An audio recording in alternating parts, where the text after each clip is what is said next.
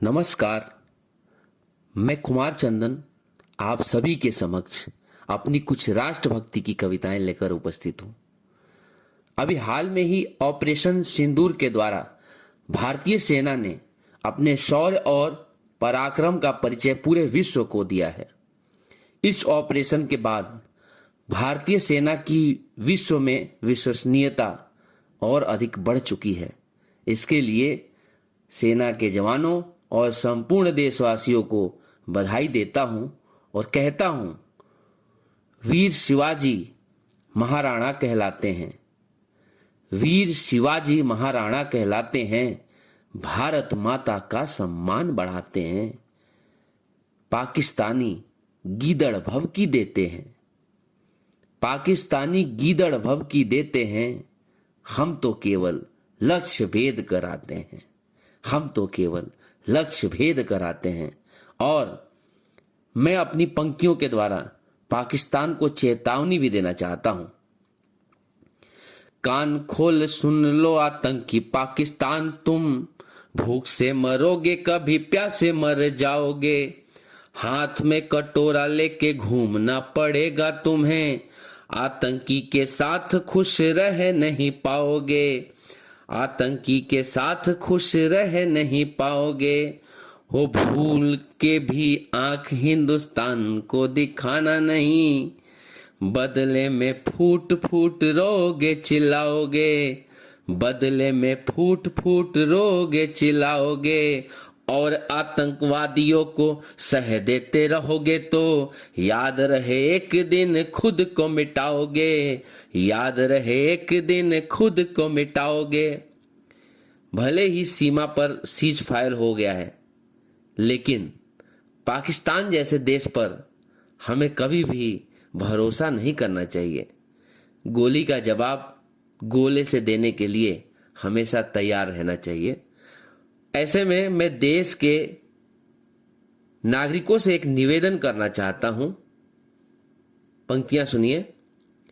युद्ध के समय यदि सीमा पे नहीं जा सके तो घर से ही सैनिकों का हौसला बढ़ाइए।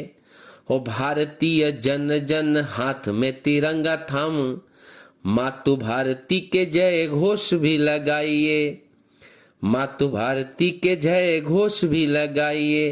हो तन मन धन जन जो भी बन पाए आप, प्राण से भी प्यारे इस वतन पे लुटाइए, प्राण से भी प्यारे इस वतन पे लुटाइए। और एक रोटी कम खाइए परंतु शत्रुओं को बम गोला खूब भर भर के खिलाइए, बम गोला खूब भर भर के खिलाइए।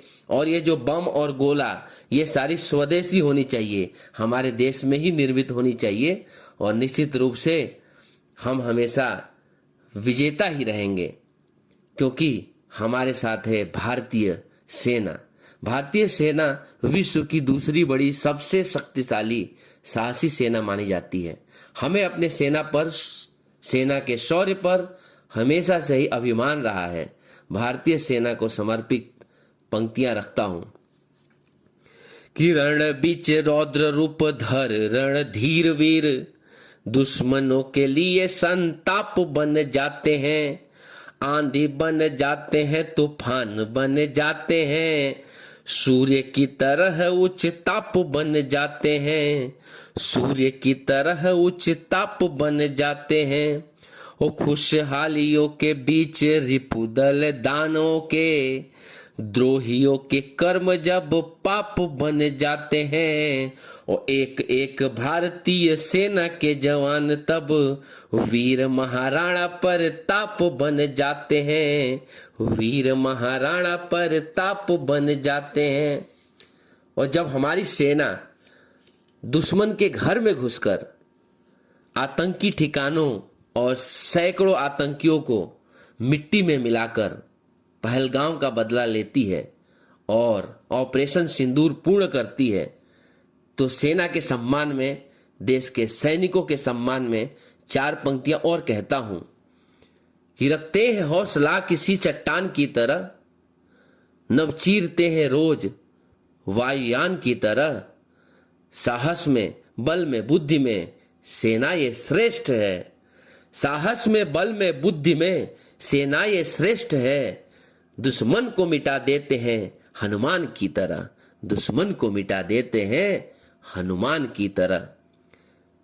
और जब ऑपरेशन सिंदूर में भारत की बेटियां कर्नल सोफिया कुरैशी और विंग कमांडर व्योमिका सिंह अग्रणी भूमिका निभाती हैं और पूरे विश्व को यह संदेश देती हैं कि भारत की बेटियां किसी से कम नहीं हैं, तब मैं बेटियों के सम्मान में यह लिखता हूं और पढ़ता हूं कि माता भारती की आन बान शान बेटियां हैं, माता भारती की अभिमान वीर बेटियां, वो तीनों ही सेनाओं की ध्वजा को थाम चलती हैं, माता भारती की सम्मान वीर बेटियां, तो लड़ाकू विमान का कमान थाम लेती है ये, करती है युद्ध घमासान वीर बेटियां, करती है युद्ध घमासान वीर बेटियां, और सीमाओं को पार कर